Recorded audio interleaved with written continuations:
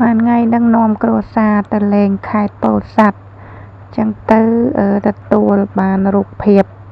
វីដេអូហ្នឹងប្លែកមិនប្លែកអីទេបងប្អូនគាត់ថាប្លែកសម្រាប់គ្រួសារខ្ញុំចឹងណាពួកខ្ញុំនេះអ្នកខេត្តសៀមរាបខ្ញុំនៅខាងក្រុងសៀមរាបចឹងទៅក៏មិនសូវដែលឃើញបរិយាកាសបែបហ្នឹងចឹងណាចឹងយូរម្ដងបានទៅលេងខាងត្រកកំណត់ខាងប៉ាវាខាងម៉ាក់យាយ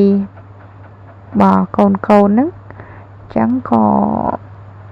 មានឱកាសល្អហ្នឹងក៏ខ្ញុំថតសកម្មភាពរបស់កូនដែលទៅលេងខាងយាយវាឲ្យចែកជូនបងប្អូនទស្សនាទៅអ្នកតាមដាននៅក្នុង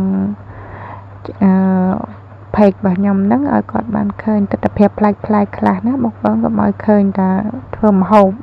ញ៉ាំម្ហូបធ្វើម្ហូបរាល់ថ្ងៃពេកចឹងទៅក៏មានសកម្មភាពប្លែកខ្លះចឹងទៅដើម្បីអីជាចំណៃអារម្មណ៍ថ្មីដែរហើយណាមួយខាងខ្ញុំនេះក៏ត្រូវបានដែលឃើញនេះដែរត្រូវបានដែលឃើញអានេះទស្សនវិជ្ជាដូចខាងចំការខាងស្រែអីចឹងណាខាងទីជនបទចឹងទៅដល់ពេលឃើញថតចឹងទៅក៏វាបានជាអនុស្សាវរីយ៍ថ្មីទុកនៅក្នុងទូរស័ព្ទទុកនៅក្នុង page របស់យើងទៅហើយក្រោយយើងបើកឃើញទៅក៏វានឹកឃើញដល់រឿងរ៉ាវដែលយើងធ្លាប់ឆ្លងកាត់រឿងរ៉ាវយើងធ្លាប់បានថតមកចឹងណាហើយជាក់ស្ដែងថ្ងៃហ្នឹងគឺបានទៅលេងនៅខេត្តពោធិ៍សាត់ហ្នឹងមិនទៅគ្រាន់តែទៅលេងទេប៉ុន្តែគឺមានកម្មវិធីខាងបងប្រុសពៅគាត់ចាប់ពាក្យអញ្ចឹងទៅក៏គាត់ជួនជាឱកាសល្អហ្នឹងក៏ទៅលេងជាការទៅលេងតែម្ដងទៅតែជាក់ស្ដែងនោះគឺយើងមានធុរៈទៅ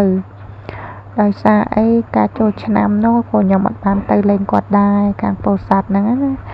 កាលនោះក្តៅពេកមិនមានអីជារវល់ខ្លាំងទេប៉ុន្តែក្តៅខ្លាំងខាងពោធិ៍សាត់ហ្នឹងគឺក្តៅខ្លាំងណាចឹងទៅពេលបើសិនជាទៅខ្លាចកូនគាត់ឈឺគាត់ទ្រាំអត់បានដោយសារខាងនោះអត់សូវមានដើមឈើអីទេហើយណាមួយផ្ទះក៏ជាលក្ខណៈផ្ទះឈើចឹងទៅពេលថ្ងៃគឺក្តៅខ្លាំងណាស់អត់មានកន្លែងឲ្យយើងជ្រកដូចនៅខាងសៀមរាបនេះគឺយើងមានបន្ទប់ថ្មមានម៉ាស៊ីនត្រជាក់អីចឹងឲ្យកូនគាត់នៅបានស្រួលចឹងក៏គិតថាចាំដល់ពេលខែវស្សាធ្លាក់ព្រាយចាំទៅលេងគាត់ចឹងក៏ចៃដន្យអូនហ្នឹងក៏វាគាត់ចាប់ពាក្យចំខែហ្នឹងហ្មងក៏បានទៅលេងនាំកូនទៅលេងទៅផ្លាស់ប្ដូរបរិយាកាសផ្លាស់ប្ដូរកន្លែងធម្មជាតិទៅណាហើយខួរក្បាលយើងវាស្រស់ស្រាយខ្លះកុំឲ្យ stress នៅតែកន្លែងម៉ាស៊ីនឡានម៉ូតូហិតតែផ្សែងហិតតែដីនៅទីក្រុងខ្លាំងពេកចឹងទៅក៏បងប្អូនអើយទេសភាពស្អាតណាស់នៅខាងនោះទេសភាពស្អាតមែនតែខែធ្លាក់ភ្លៀងចឹងទៀត